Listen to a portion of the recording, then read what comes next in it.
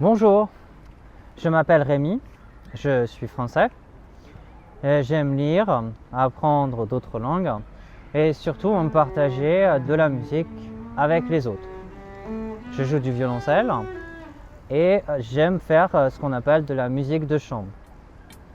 La musique de chambre, c'est simplement faire de la musique avec plusieurs instruments.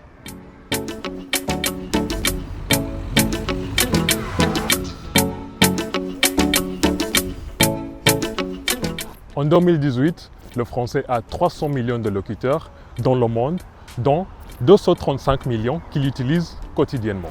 59% des locuteurs quotidiens de français se trouvent désormais sur le continent africain. La langue française est la 5e langue la plus parlée au monde, après le chinois, l'anglais, l'espagnol et l'arabe. Elle est la 4e langue de l'Internet, après l'anglais, le chinois et l'espagnol. La langue française est la 2e langue la plus apprise au monde par plus de 50 millions de personnes. Pour en savoir en plus, rendez-vous sur le site de l'Organisation internationale de la francophonie. Je m'appelle Samson, j'ai 24 ans, je suis assistant de langue anglaise en France, ici à Saint-Quentin. Et j'ai rendu visite à Rémi pour discuter des trucs et astuces pour pratiquer le français langue étrangère quand on est débutant.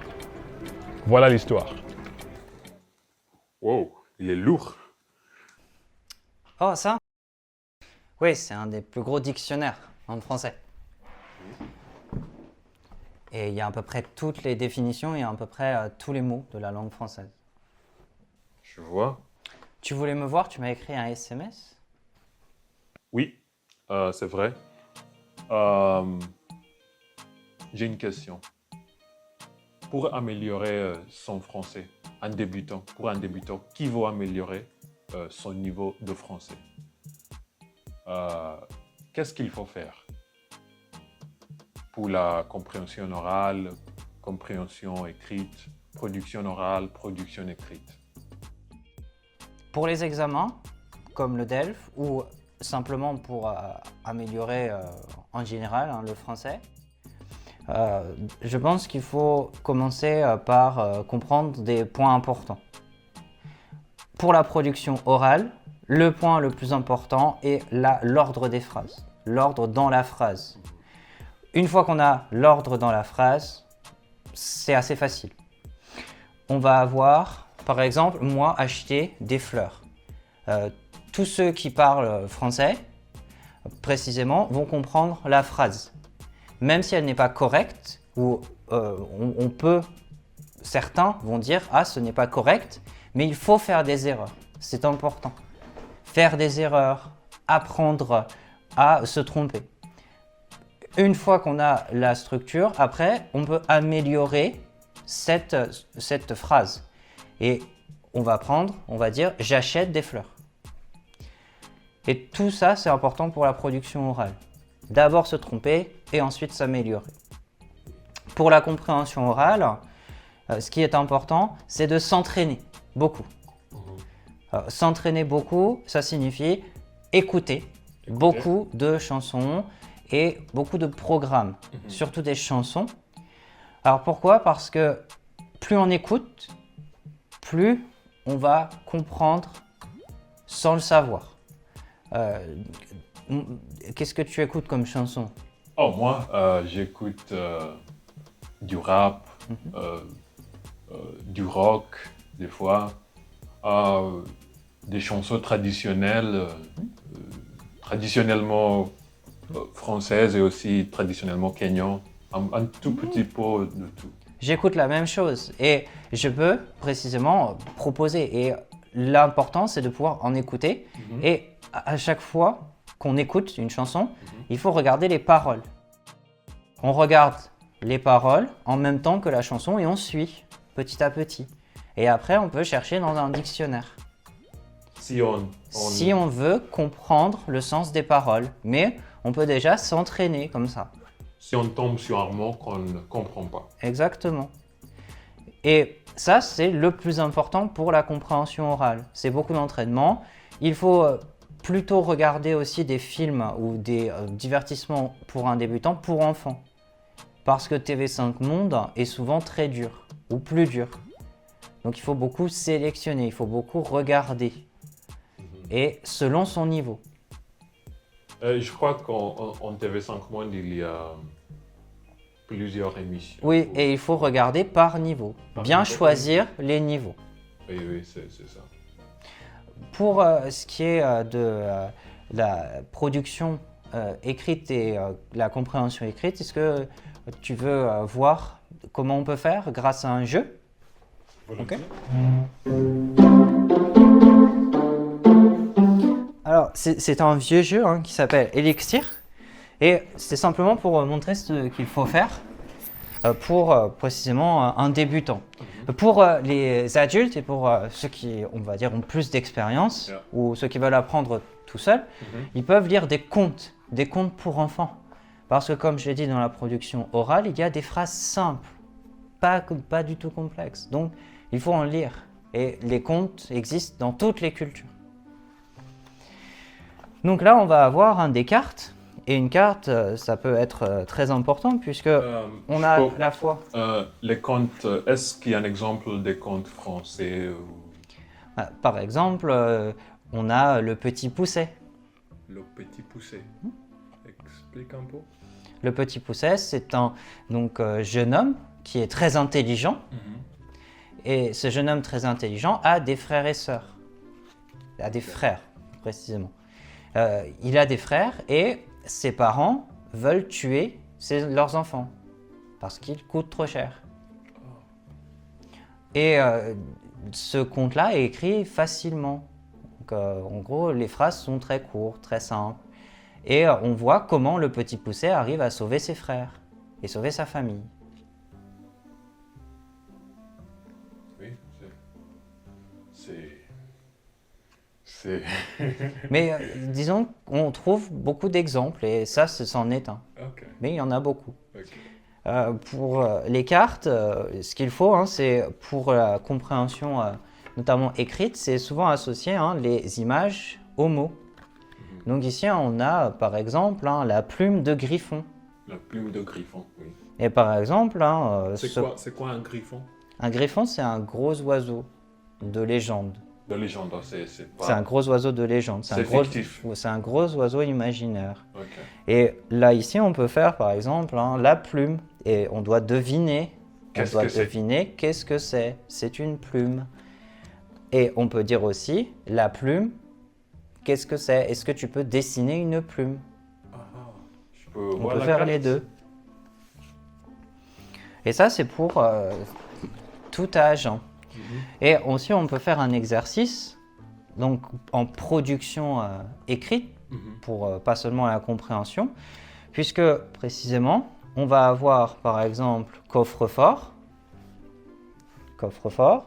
et on va devoir écrire sur une carte ce que c'est, la définition, et c'est tout petit. Donc forcément, c'est facile. Et il faut faire des phrases courtes. Phrases courtes. Voilà. Compréhensible. Compréhensible. Et je pense que des cartes sont intéressantes pour expliquer facilement. Oui, c'est parce qu'il y a l'image, on voit, et puis il y a le mot qu'on associe avec.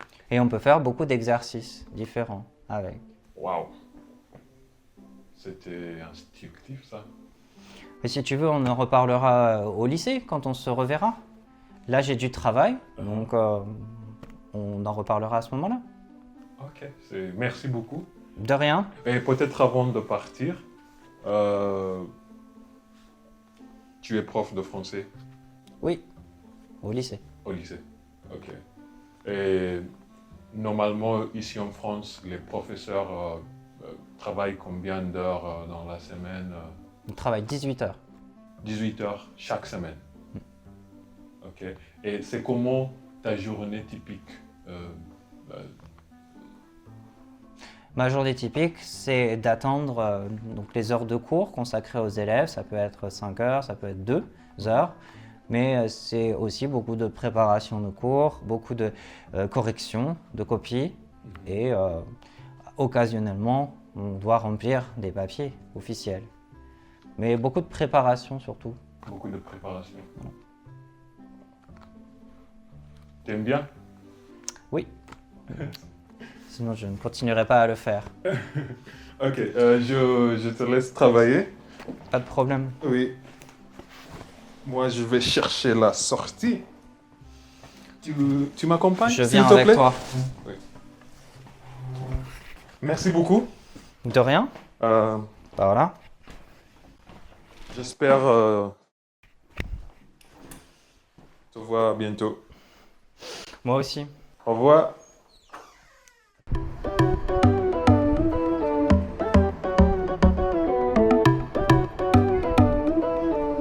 En français, pour poser des questions, pour demander quelque chose, c'est facile. On le fait de deux façons. Par exemple, qu'est-ce qu'ils font ou que font-ils? Ils jouent au tennis. On peut aussi demander comment font-ils pour jouer au tennis? Comment est-ce qu'ils font pour jouer au tennis? Ils jouent au tennis avec des raquettes. On peut aussi poser la question, pourquoi jouent-ils au tennis? Pourquoi est-ce qu'ils jouent au tennis? Ils jouent au tennis parce qu'ils aiment le tennis, par exemple. Il faut faire attention en français, on a ce, CE, et ce, CEX. Lorsque je dis un ce lampadaire, c'est CE. Par contre, s'il y a un arbre, deux arbres, trois arbres, quatre arbres, on va dire ceux-là, CEX. CE, c'est un déterminant et CEUX, c'est un pronom. Comme on est au kiosque, on va voir quelques expressions autour de la musique. La première, c'est jouer du violon. Alors ça signifie qu'on fait pleurer quelqu'un pour lui mentir. Par exemple, il m'a joué du violon. La deuxième, ce serait avec tambours et trompettes. Donc avec tambours et trompettes. Alors ça signifie faire quelque chose avec force et avec beaucoup de bruit. Par exemple, il est entré avec tambours et trompettes.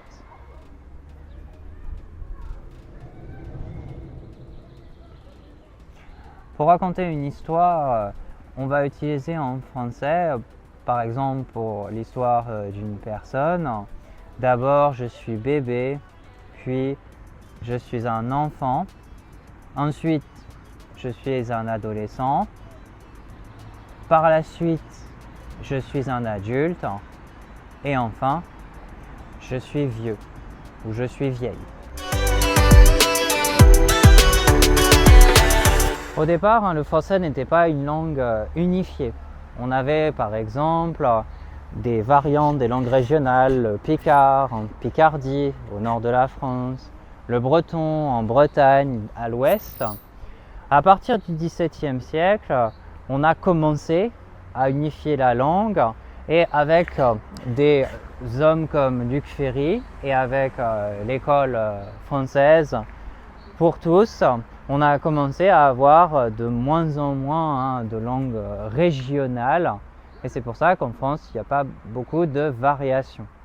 La seule variation qui peut exister, c'est par exemple dans l'accent, entre l'accent qui peut être un peu du nord et l'accent qui peut être un peu du sud.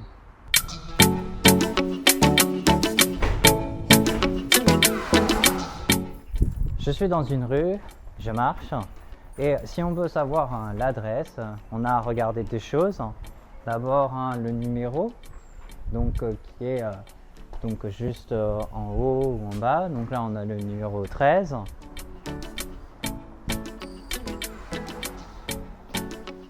Ensuite il faut chercher le nom de la rue. Donc ici on a la rue du Moulin. Et pour finir l'adresse, il faut simplement avoir le nom de la ville, ici Saint-Quentin, et le code postal 02100.